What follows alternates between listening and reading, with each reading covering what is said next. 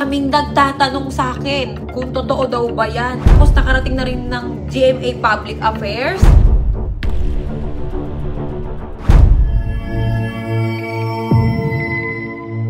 Hi everyone!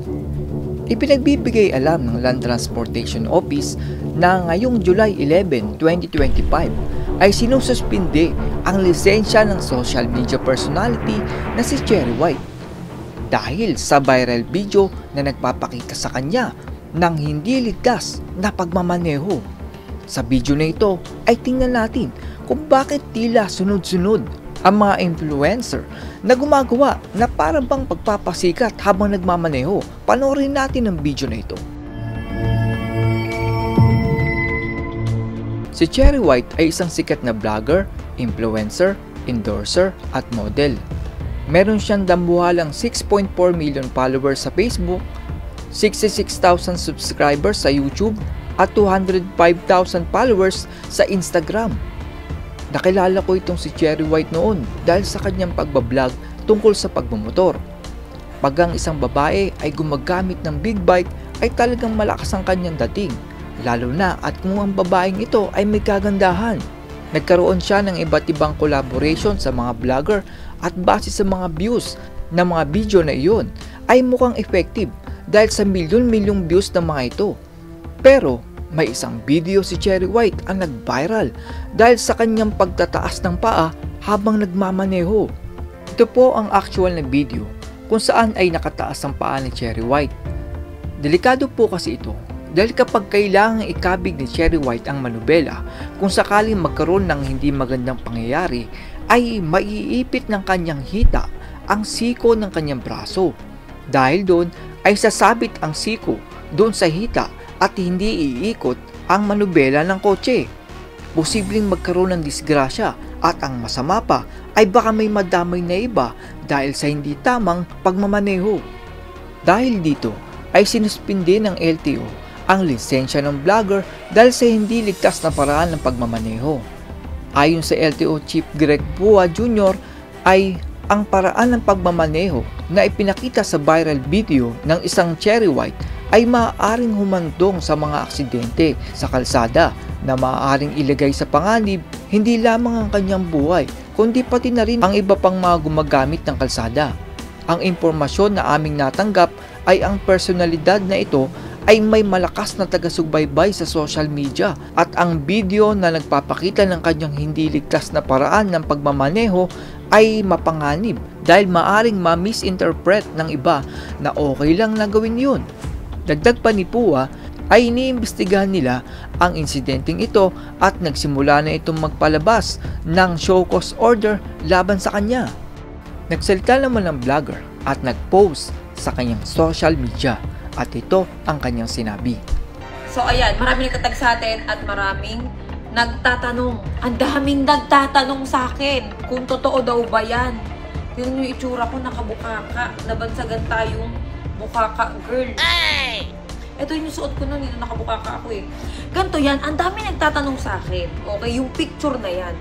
Tapos nakarating na rin ng GMA Public Affairs. Tapos nakarating na rin syempre sa News 5. Ewan ko sa ABS, wala pa ata. Hindi pa ata updated. Okay mga mare, ang dami nagtatanong. Okay, ayan o. Yung nakabukaka po ako.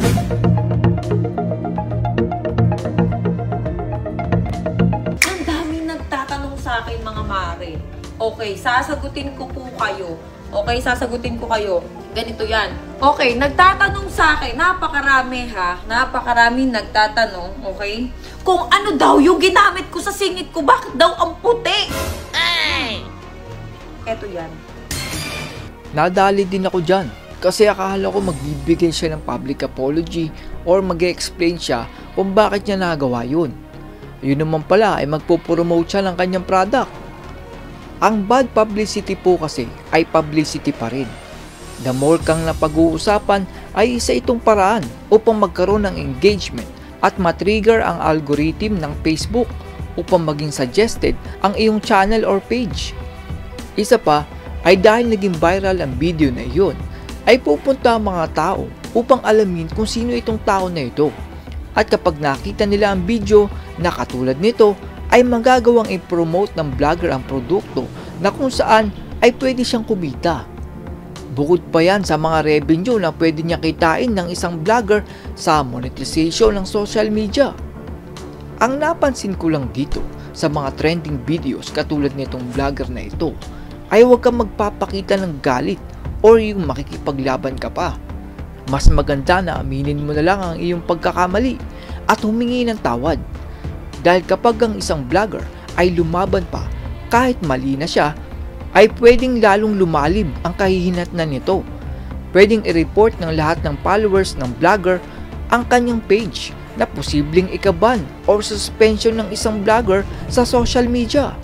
Katulad na lang nung nangyari dun sa motovlogger na si Yana dahil sa kanyang linya na You Tell Me. Ang tamang halimbawa kung ano ang tamang gawin ay yung ginawa ng owner ng Kangkong Chips. Matatandaan natin na nag-viral ang video na yon dahil sa pagkuha niya ng video habang nahawak ang cellphone. Humingi naman siya ng tawad sa pag-post ng public apology sa Facebook at pumunta siya sa LTO upang magpaliwanag at humingi ng tawad. Pakinggan natin ang kanyang sinabi. So we're here, andito tayo sa, pumunta po tayo dito sa LTO and pumunta tayo dito to admit our mistake. It was a mistake and it was a lesson for me. Kahit na may mga bagay na, alam mo yun, na you're just really proud of to show off to the internet, and of course, you want to inspire the youth. The sole purpose of that video talaga is to show the youth that it's possible, and yun lang may purpose ko sa buhay ko. And doing that, medyo nakakalimutan na may mga na-violate tayo. It was really a mistake, and I admit that. So for now, siguro hindi na tayo magdadrive, right? Hindi naman talaga dapat dahil surrendered yung license ko. And that's all po. Siguro again po. Actually, nung nilabas ko yung statement niya. At sa huling video na ito ay merong isang rider na tila nagsasayaw tulad dun sa boat racing. Pero tingin ko ay hindi yan dito sa Pilipinas dahil mukhang yung lugar ay parang sa ibang bansa. Paki-comment na lang po kung kilala nyo ang rider na yan dahil sobrang delikado ng stunt na kanyang ginagawa. Sa lahat po ng ating kababayan ay magmaneho po tayo ng tama. Huwag po tayong magpataas ng paa at bitawan ng manubela dahil posible po tayo ay maaksidente. Ang masama po kasi niyan ay buti kung kayo lang ang maaksidente. Dahil paano na lang kung sa ating isang segundong malingap sa kalsada ay may tamaan tayo at malala ang disgrasya. Mabuti sana kung maibabalik nyo pa ang buhay na nawala. Kaya hindi kayo dapat magpakatiwala. That's all everyone. Salamat sa inyong panonood. This is Chuck and you're watching Biker Drone.